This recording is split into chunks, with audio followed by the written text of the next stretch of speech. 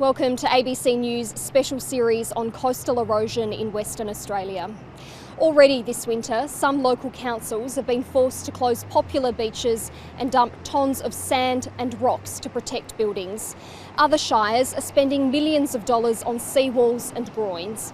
But these are not solutions, just stopgaps. The state government says local councils should be considering managed retreat, that is, moving back from the coast. At Geraldton, 400 kilometres north of Perth, the issue is front of mind for homeowners who live on the coast. A coastal road once separated this park from the beach, but most of the bitumen has now disappeared, eaten away by the sea. This is the first road in Geraldton to be permanently closed because of erosion. The community centre nearby was also close to being lost, but a seawall's now been built as a temporary safeguard. 8 years ago, Ray Proudlove bought a block here because of the prime ocean views, but increasing erosion has left him too scared to build. I can't justify spending any money on investing here because of the fact that we can't be told at the moment whether the investment's going to be protected or not. And you know, with a young family, that's a bit distressing.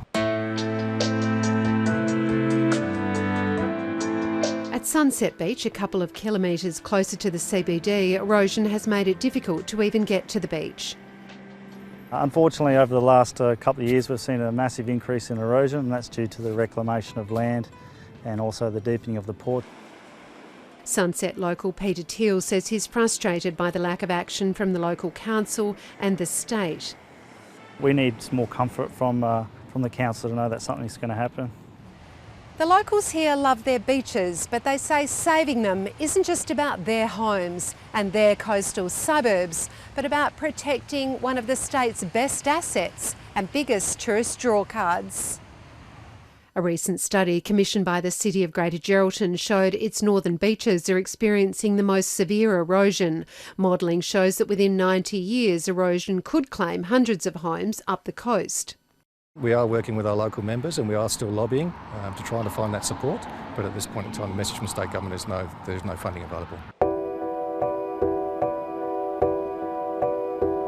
The city acknowledges expansion of the port has been contributing to the erosion issues. By way of concession, thousands of cubic metres of sand are dumped near the CBD to keep beaches intact.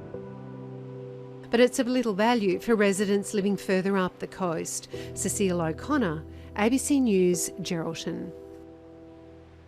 70 years ago, the coastline north of Perth was mostly dotted with fishermen's shacks and campgrounds. But over time, those shacks have been replaced by houses, towns and infrastructure. Only they're still on the beach and in locations unlikely to be approved today. Ian Young has been kitesurfing in Lancelin for 30 years. The wind and the waves are world class. But now they're eating away at the coast. Grace Darling Park, dubbed Windsurf Park by the locals, is half its original size. The grass would have been probably out to about here, and then used to be sandy beach, generally a gentle slope down into the water. Erosion, made worse by winter storms, forcing the local shire to shut the road, remove beach shelters and toilets. The Volunteer Sea Rescue Tower used to be set back 15 metres from the beach. Eagles Nest, Eagles Nest, Eagles Nest. This is Lancelin Volunteer Marine Rescue. Are you receiving? Over. If a solution isn't found soon, it will be the next to go. Houses in much of the north end of Lancelin are expected to be highly vulnerable within 10 years' time. In 90 years, the beach's edge could shift up to 200 metres inland. Yeah, it goes a long way. In the meantime, locals are doing what they can. Heather Hatch coordinates Lancelin Coast Care, planting native vegetation to restore sand dunes. It's the cheapest form of protection. cheaper than putting up a seawall. The local shire, Gin Gin, has been down that road before. Erosion claimed Turner Street in Seabird, 100 kilometres north of Perth, leaving 15 houses perched on the edge of a sandy cliff. Russell Kernahan feared he'd lose his patch of paradise. So that wall there was in the water. But the state government stepped in, building a seawall with $2 million from the Royalties for Regions Fund. It was a rescue package Shire President Sam Collard fears won't be offered again. With only 5,000 ratepayers, Mr Collard says the Shire simply can't afford to tackle the increasing cost of erosion. But he doesn't accept the state government's recommendation that local governments begin moving away from the coast. Retreat in Lancelin, where do we retreat to? Back out to Indian Ocean Drive or back to the desert? The Shire continues to lobby for state and federal funding. James Carmody, ABC News, Lancelin. The City of Rockingham, just one of a number of metropolitan coastal shires, estimates that in the next 90 years, $500 million of assets will be impacted by erosion, including 847 homes. It's now considering what action needs to be taken and at what cost.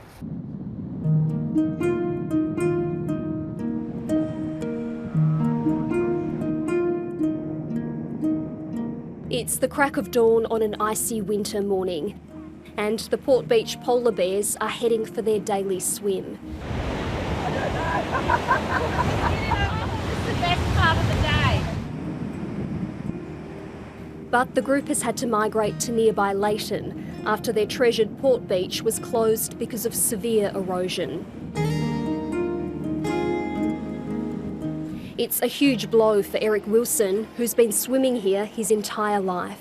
It's regret and disgust at times, I must say, absolute disgust that it's allowed to get to this stage and the people have had this wonderful amenity that's been taken away from them. With rough seas destroying the sand dunes at the man-made beach, the City of Fremantle has put up a temporary rock wall, hoping to defend buildings on the brink of collapse.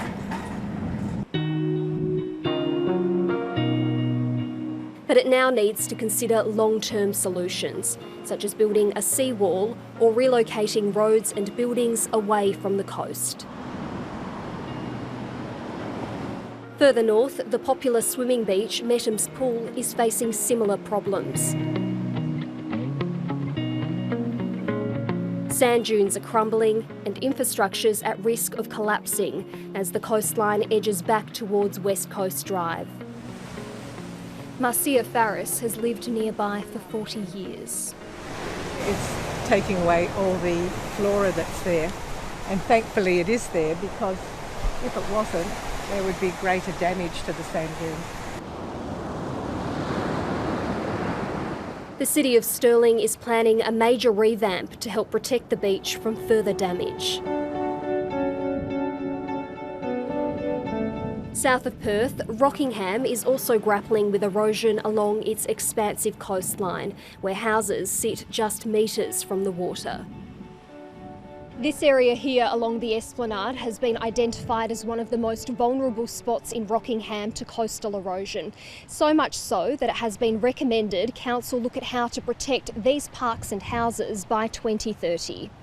The first things that will be affected, if it does get to that stage, will be the public infrastructure along our beach here, our barbecues, our toilets, our gazebos, obviously then the roads. So they'll be affected well in advance of any residential housing. The council's already spent millions of dollars trying to preserve its beaches and is now contemplating how to fund future repairs.